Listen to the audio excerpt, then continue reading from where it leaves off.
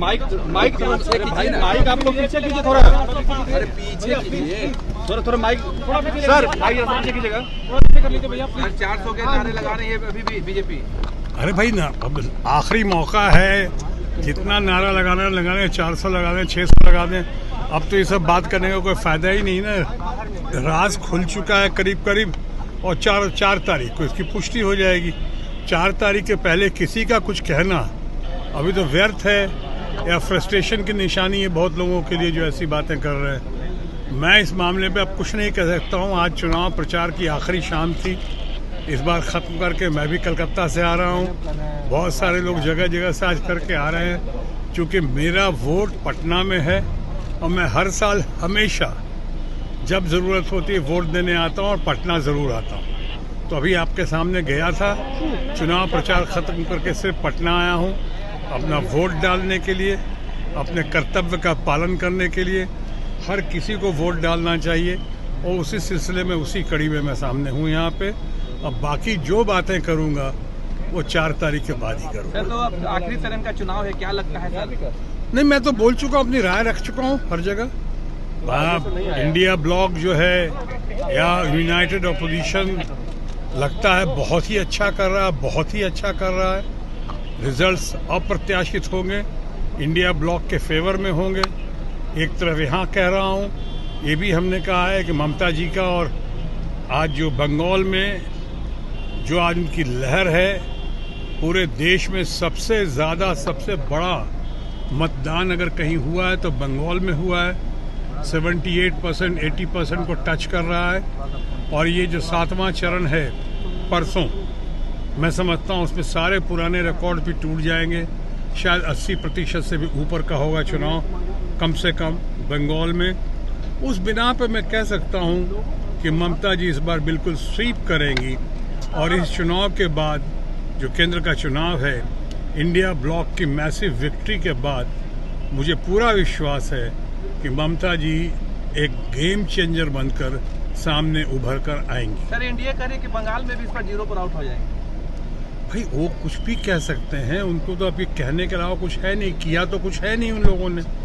Unfortunately इतना मौका मिला, वो प्राइस राइज पे बात नहीं करते हैं, बेरोजगारी पे बात नहीं करते हैं, डॉलर पेट्रोल की कीमत जो आसमान को छू रही है उस पर बात नहीं करते हैं, रुपए की कीमत इतनी गिर गई है उस पर बात नहीं करते हैं। किसानों को कहा था उन्होंने 2022 तक कि आमदनी डबल हो जाएगी, वो नहीं कर पाए।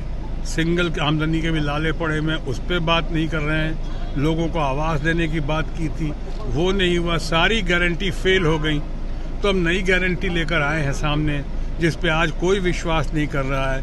इसलिए कि मेरे मित्र जो है आज भारतीय जनता पार्टी और एनडीए की, वो अपनी पूरी विश्वसनीयता खो चुके हैं, क्रेडिबिलिटी खो चुके हैं। तो लोग कोई विश्वास नहीं कर रहा। पुरानी एक गारंटी पूरी हुई नहीं और नई गारंटी लेकर आप सामने आ रहे हैं, किसको मूर्ख बनाने की कोशिश कर रहे हैं। तो ये लोग देख रहे थे, इसलिए अब उनके पास जब करने को कुछ नहीं बचा है तो कहने को कहे जा रहे हैं।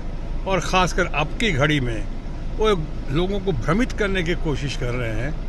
कुछ उनकी कथनी और करनी में बहुत अंतर है और ये साफ दिखाई पड़ रहा है। और मुझे लगता है इसका खामियाजा जो है, इसका नतीजा जो है उनको भुगतना पड़ेगा 4 तारीख को। कन्याकुमारी जा रहे हैं ध्यान करने के लिए। देखिए, ये सब जो भी है, ध्यान करने में कोई हद नहीं है। मेडिटेशन उन्होंने पहले भी किया था, लेकिन पहले और अब में ये अंतर है कि उन्होंने उसका पूरा प्रचार प्रसार किया था मीडिया के सामने। मैंने भी पहली बार सुना है कोई ध्यान करने जाता है तो मीडिया और कैमरा को साथ लेकर जाता है, ऐसा मैंने पहले कभी नहीं सुना।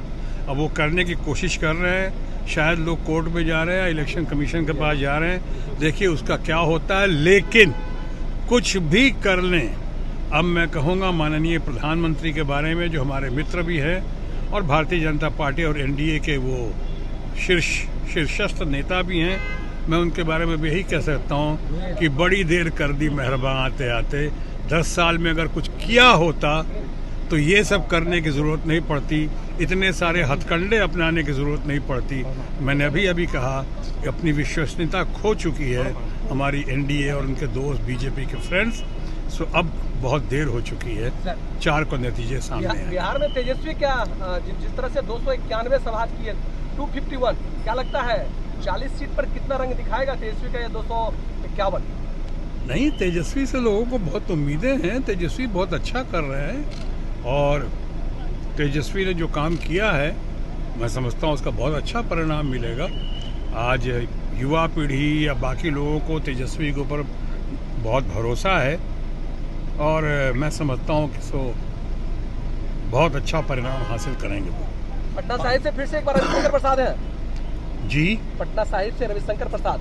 अब देखिए चुनाव प्रचार की शाम खत्म हो चुकी है। अब सबको हमारी शुभकामना और शुभाशीष है।